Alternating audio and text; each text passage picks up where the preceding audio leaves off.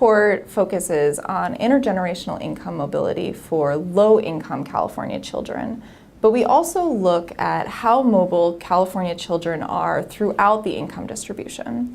So suppose that you took all households in the United States and you sorted them according to their incomes, and then you divided them into 5 equally sized groups. The figure shows average household earnings for each of these 5 groups. The bottom group has an average income of about $11,000 a year. This uses income data from the 2012 income distribution. And the top group has an average income of about $180,000 a year.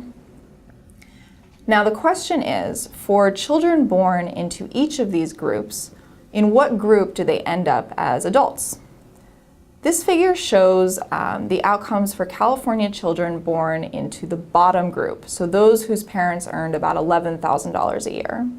About 30% of these children will remain in that bottom group, and an additional 24% will move up to the second group.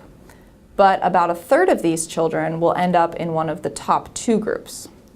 I would also note that if each of these children had an equal chance of ending up in any of these groups, each of these bars would be exactly 20%. So how about those children who were born into the top group, those whose parents earned about $180,000 a year on average?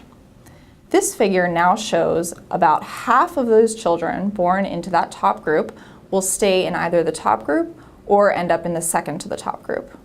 Meanwhile, about a third of those children will end up in one of the bottom 2 groups.